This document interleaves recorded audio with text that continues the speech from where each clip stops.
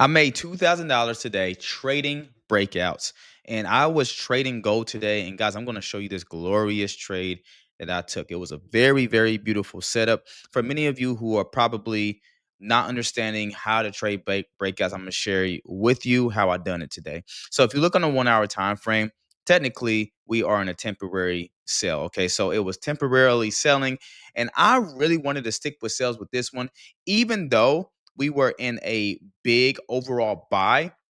Sometimes it's good to counter trend. And the reason why I say that is because gold has to correct itself at some point. So knowing that it is actually sales that I was focusing on today, this is how I was able, excuse me, to actually sell the market. Okay. So I went down to the 15-minute time frame after being on a 1 hour chart.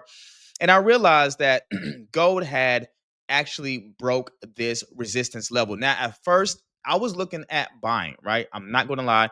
I should have bought. I think I bought earlier at these lows and got out a little bit early because I thought the market was going to correct itself and then go back down. But this bad boy right here kind of faked me out. So once it went up, I end up saying, you know what? Maybe I should just wait to see what gold does when it gets to this resistance level. Because obviously, sometimes gold will break out these strong resistance levels and then come right back down. So I waited for this, and what I was technically waiting on, even though I was really wanting some sales today, it came down to I wanted it to come down to this area and then take right off, right? However, if that did not happen, if it kept creeping down, well, obviously I was looking for sales. Okay. So what really spiced up the sales for me is when I saw around this area where gold actually was coming back inside the zone. And once I saw that the market actually came inside this zone, that's why I'm like, okay, I'm looking for potential sales here. Let's see what we can get. So the market was coming back up.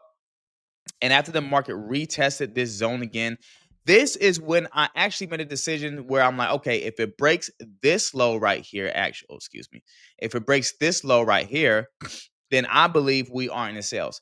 The reason why, guys, is because when you have this area of resistance being tested and these area of resistance being tested, and it no longer wants to go back up, even though it shows signs of coming back up again, that was telling me that that will be a sign of selling the market. So let's see what happens next. Okay, the market's coming down. The market's coming down. Boom, the market's coming down. Boom. This is when I decided to sell. Okay, I decided to short, right? And my stop loss was right up here. And where was my take profit? It was down here. Now, why is my take profit down at these levels? The reason why is because this is the last area that it actually sparked from. So I'm thinking that it's going to swipe out liquidity down here, and somewhere in this area, liquidity will be swiped. So this is the sell breakout trade that I actually took today, and let's see what happened. Boom. Take profit was hit. Now I wanted to hold a little bit longer. Now, thankfully, I did not hold longer. And the reason for these trades, guys, that you do not want to hold too long is because if you look on a higher time frame, where gold took liquidity, if we were to move this bad boy to down here, the market is actually at a hardcore support zone. Okay. What you want to see at levels like this is you want to see it actually mash through, right? You don't want it to like start rejecting off the zone and then start going up, right? Because obviously, when you start holding your trades a little bit longer, especially when you know that the market on gold is more up than it is just down, then you are likely to put yourself in a position of profiting more when you close out your trades. Okay. Now, this was a 1 to 2 setup. Okay. So this was a 2 grand trade for me. Now, some of you guys are saying, well, when do you know when to actually buy, or when do you know when to actually sell? Well, the reason why, again, I sold is because it was consistently creating lower highs. If we can just delete everything, it was consistently creating lower highs. This is the double top it had, and lower lows. Okay, lower highs and lower lows. lower highs, and lower lows.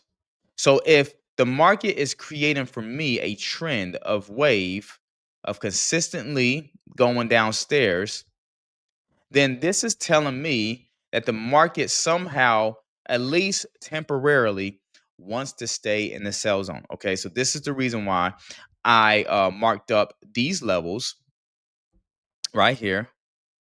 Okay, this is the reason why I marked up these levels, even though I'm bounced off this support zone right here to see how the market would react. Again, like I said, I was technically in buys, and then I cut it short, and then when it got right here, I bought again when it came up, but it faked me out coming back down. So I said, you know what? Let me go ahead and just cut that trade short and just wait. Then this one, when the bad boy took off, excuse me, I got this at the wrong area. And then once it tapped into this zone, it came right back down. Now again, guys, when it taps into the zone and it was coming back down, you see how it started forming a support zone right here. And this is the key ingredient. Anytime the market begins to form a new level of support, and then especially if it's retesting, resistance area right here again, and then it fails to blast through and then comes right back down and just blasts us through this area, this is a really good time to short on a strong volume candle. Okay, and you really really want to short on a short on a uh long volume candle, because if you are only shorting on a small volume candle, then this, just like this candle right here, it can reject this area and then go right back up. You really do not want to do that, because you might catch yourself getting stopped out. Okay, and your stop loss could be above here, just for the safe part. But I did not want to risk $2,000 to make $2,000. I actually wanted to risk $1,000 to make $2,000. Right now, the reason why I was scalping this trade, usually I hold a little longer. The reason why I scalped this trade is because gold has been not making drastic large moves where you can hold for a very long time. So this is the reason why you have to know when to cut your trade. You have to know when you take your profit. You have to actually know when it's time to swing and actually know when it's time to scalp. This is really serious, because if you get into a fundamental spot where you think that gold is always swinging all the time, then you're going to do yourself a disservice by actually not profiting a lot more. Okay. So when it comes to breakouts, guys, you need to understand structure. You need to understand support and resistance. You need to know where you are at in the market so you can make decisions like this. Because I'm guaranteeing you, a lot of people were probably buying, and then all of a sudden come back to the trade, and wherever they bought, probably around here, they were taken out. Okay, it's not to say that because the market is correcting itself, that it would just continuously sell. And it's not to say just because the market continues in its initial direction as buy, it also doesn't mean that the market is also going to have some hard sales. So I hope you like this video. I hope it's very informational, and I will see you guys in the next video.